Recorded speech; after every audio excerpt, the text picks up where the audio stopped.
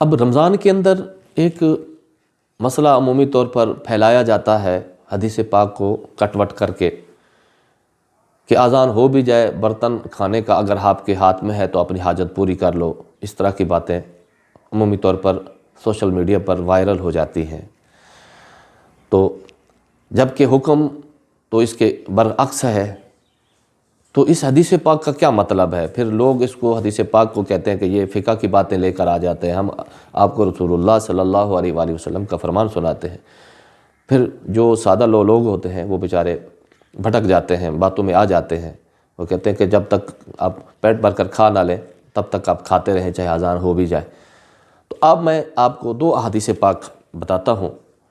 تو وہ حدیث پاک کے اندر ایک چیز کو دیکھ کر دوسری چیز کو ان کو پتہ ہی نہیں ہوتا، اس لیے ایک چیز کو دیکھ کر فیصلہ کر دیتے ہیں. تو ایک ہی چیز کو ذخیرہ احادیث سارا مطالعہ کریں اور پھر اس کے بعد یا کم از کم اس اذان کے متعلقہ یا روزے کے متعلقہ جو احادیث پاک ہیں ان تمام کا مطالعہ کرنے کے بعد ہی فیصلہ کر سکتے ہیں.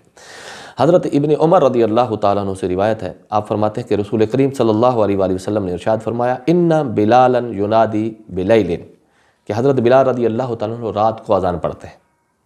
فَقُلُوا وَأُشْرِبُوا، کھاؤ اور پیو، حتیٰ ینادی ابن ام مکتوم، یہاں تک کہ حضرت ابن مکتوم عبداللہ ابن مکتوم اذان پڑھیں تب تک تم کھا پی سکتے ہو. کیونکہ حضرت بلال رضی اللہ تعالیٰ عنہ جب اذان پڑھتے تھے فجر رات کی سحری کے وقت، ان لوگوں کے لیے اذان ہوا کرتی تھی جو تہجد پڑھ رہے ہیں، وہ تہجد کی نماز اب مکمل کریں اور جلدی جا کر سحری کا کھانا کھا لیں تاکہ وقت ختم نہ ہو جائے. تو اس لیے نبی کریم صلی اللہ علیہ وآلہ وسلم نے ارشاد فرمایا حضرت بلال کی اذان تم کو دھوکے میں نہ ڈالے اور تم کھاؤ پیو حتیٰ کہ حضرت عبداللہ بن ابن مکتوم اذان پڑھ دیں.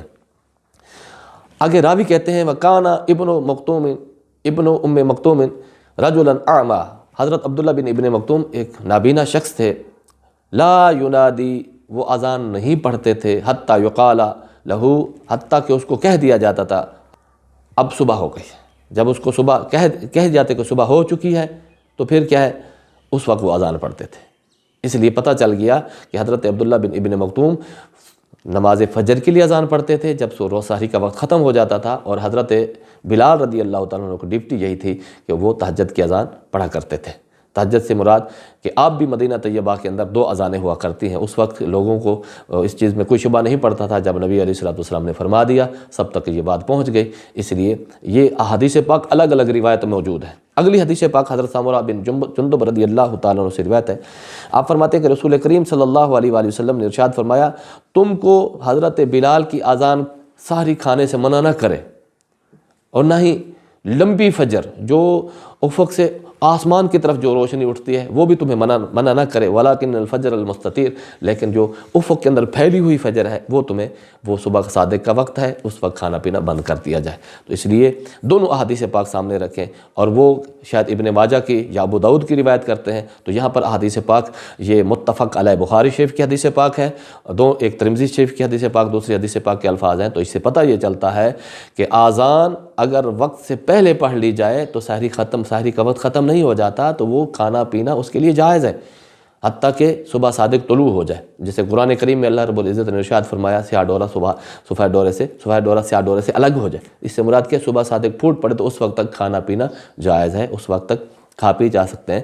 اب وہ اگر صبح صادق طلوع ہو چکی ہے تو اب کھانے کا برتن ہاتھ میں ہے تو حاجت پوری نہیں کر سکتا، کیونکہ نبی علیہ السلام نے منع فرما دیا کہ فجر اور جو افق کے اندر پھیلی ہوئی صبح آتی ہے تو وہ تمہارے لیے کھانے کا وقت نہیں ہے، اس سے روزے کا وقت شروع ہو جاتا ہے. جب روزے کا وقت شروع ہو گیا تو صبح صادق سے لے کر غروب آفتاب تک روزہ رکھنا ہے. تو اگر کچھ لمحے صبح صادق کے گزر گئے، روزہ بعد میں شروع ہوا ہے، تو یہ پھر اللہ کے احکام پر حکم تو پر عمل تو نہیں ہوگا، اس لیے اس کا روزہ بھی نہیں ہوگا. واللہ تعالی عالم بالصواب.